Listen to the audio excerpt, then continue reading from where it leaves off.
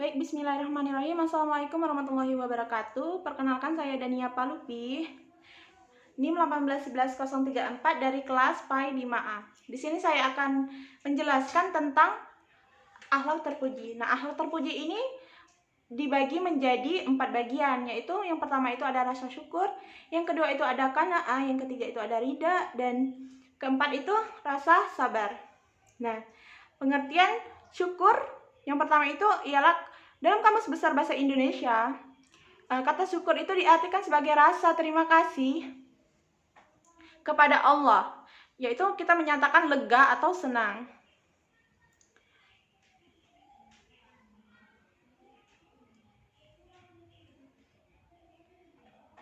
Nah, nikmat yang Allah berikan nih, kita harus yakini bahwa semuanya itu merupakan bukti rasa kasih sayang Allah kepada semua makhluknya. Nah, ini termasuk kesyukur.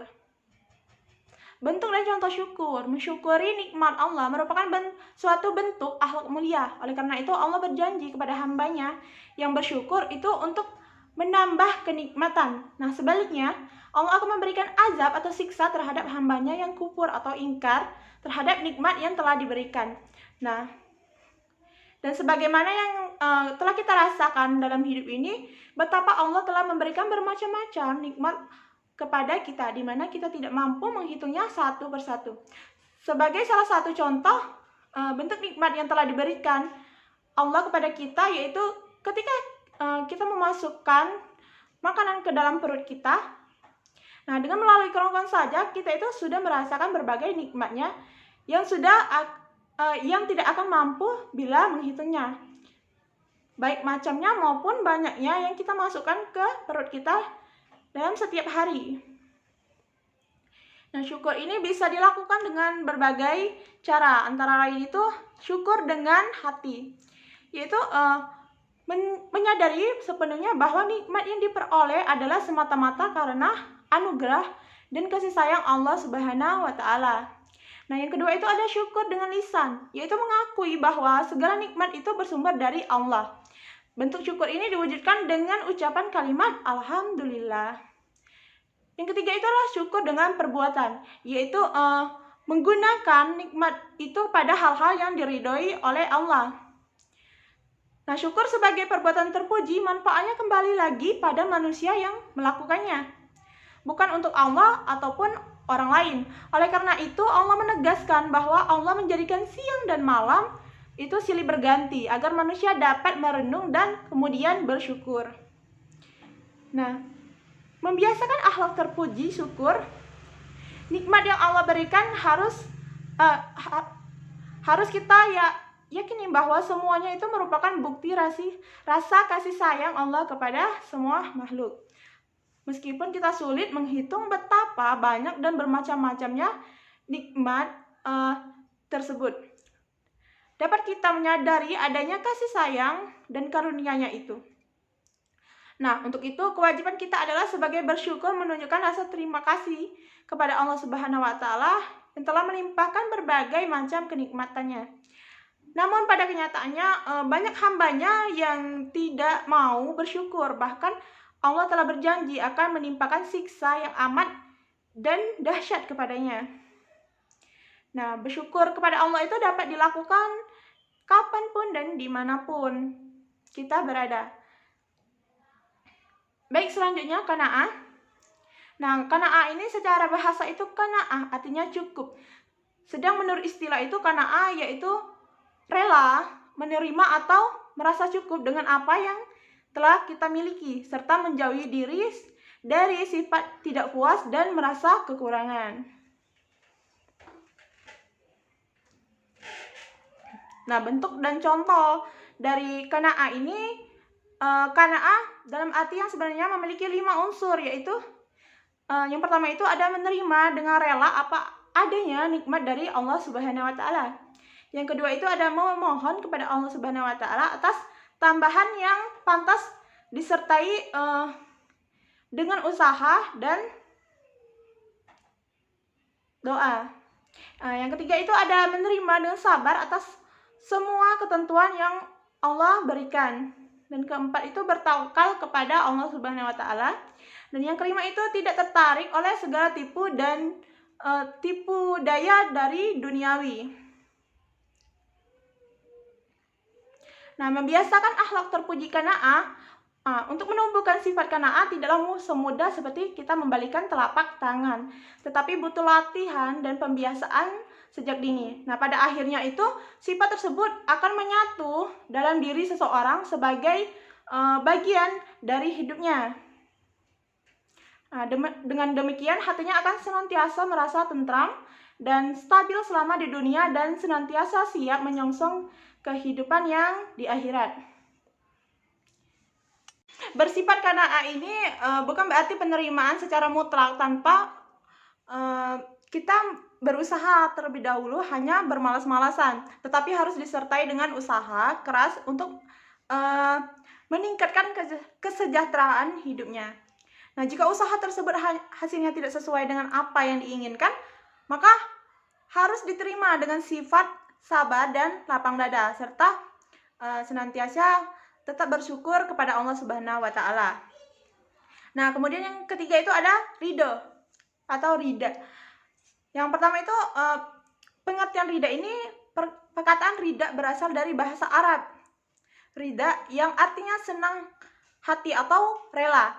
Rida menurut syariat adalah menerima dengan senang hati segala hal yang diberikan Allah Subhanahu wa Ta'ala, baik berupa hukum maupun ketentuan-ketentuan yang telah ditetapkan oleh Allah Subhanahu wa Ta'ala. Nah, sebagai ciptaannya, sikap ridha harus ditunjukkan baik ketika menerima nikmat maupun tatkala kita ditimpa musibah seperti sekarang ini.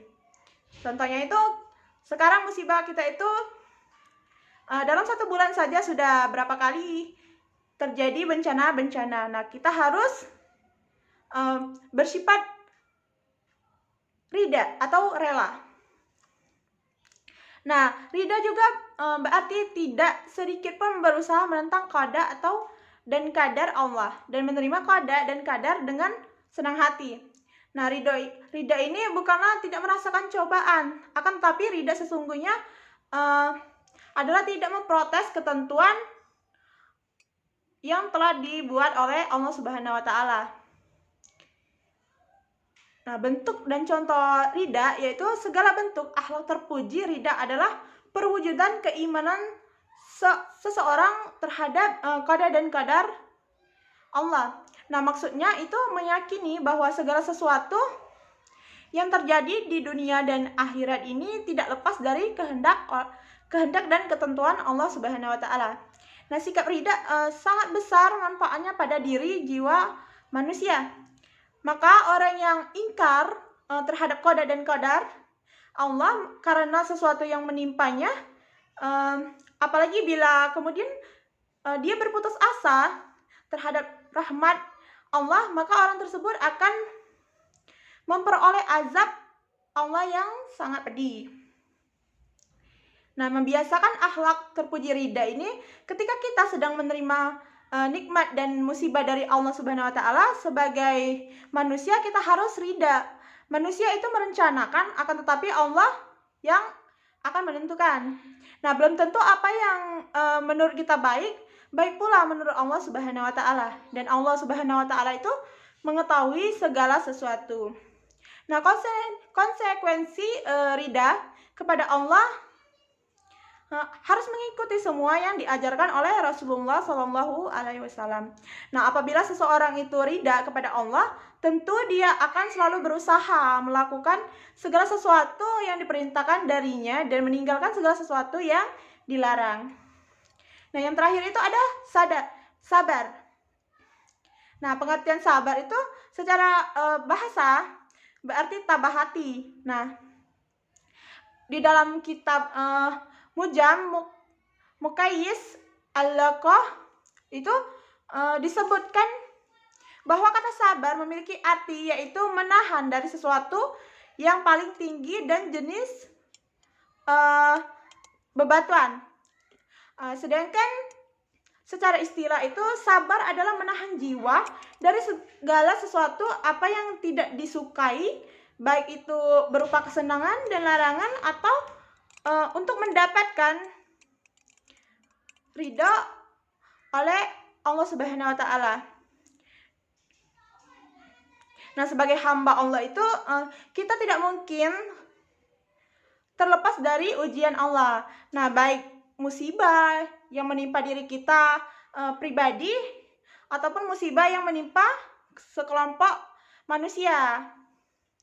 Nah, maka terhadap segala macam kesulitan dan kesempitan yang bertubi-tubi itu hanya sabarlah yang memancarkan sinar atau memelihara muslim dari kejatuhan dan kebinasaan, serta menjadi pintu hidayah yang menjaga dari putus asa. Nah, Rasulullah juga pernah bersabda, sabar adalah panglima pasukan seorang muslim. Dalam kesabaranmu atas segala sesuatu yang tak kau sukai terhadap banyak kebaikan.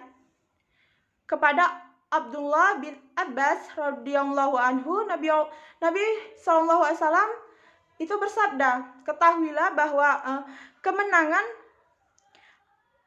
ada bersama kesabaran. Kelapangan itu ada bersama kesabaran. Kelapangan ada bersama kesempitan, dan kemudian ada bersama kesulitan. Nah, sebagai insan yang beriman harus menyadari bahwa kesabaran akan membawa kedekatan diri manusia pada Allah, serta akan melahirkan kebahagiaan yang hakiki. Nah, hal ini hanya diri manusia pada Allah. Hal ini hanya dapat diwujudkan dengan mengikuti kebenaran dan menjauhi kebatilan. Dan siapa saja yang orientasinya itu terpusat pada kebahagiaan sejati, niscaya selalu membutuhkan kesabaran, yaitu ada kalanya dengan memaksa jiwanya agar mengikuti kebenaran, dengan memaksa agar memenuhi kebatilan. Nah, bentuk dari contoh sabar ini yaitu sabar menjadi 3 macam, yaitu sabar dari segala macam perbuatan maksiat. Nah, menghindarkan diri dari perbuatan yang dapat menjerumuskan diri sendiri maupun orang lain sehingga salah satunya merasa dirugikan.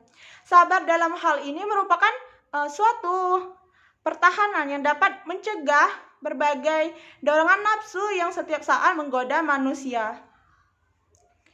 Nah, yang kedua itu ada sabar dalam melakukan ibadah. Nah, dalam hal ini sabar merupakan menahan diri dari berbagai kesulitan dan rasa berat dalam menjalankan ibadah, seperti membayar zakat. Nah, kita wajib menunaikan dengan penuh keikhlasan dan atas landasan belas kasih antar sesama. Nah, tidak jarang juga kita terbujuk rahayu setan sehingga merasa sayang dan enggan mengeluarkan zakat. Nah, disinilah sikap sabar sangat dibutuhkan. Dan yang ketiga itu ada sabar dalam keteguhan hati. Maksudnya itu adalah menahan diri dari berbagai godaan yang menyebabkan kita tidak berani dalam melakukan kebenaran, seperti membela keadilan, harga diri kita, dan berjuang demi kebenaran yang hakiki. Sikap pantang mundur dalam menghadapi berbagai cobaan dan rintangan ini seperti yang digambarkan pada para sahabat Nabi ketika diperintahkan untuk berhijrah ke Madinah dengan meninggalkan sanak saudara, harta kekayaan, dan sejumlah. Nah, mungkin sampai di sini. Wassalamualaikum warahmatullahi wabarakatuh.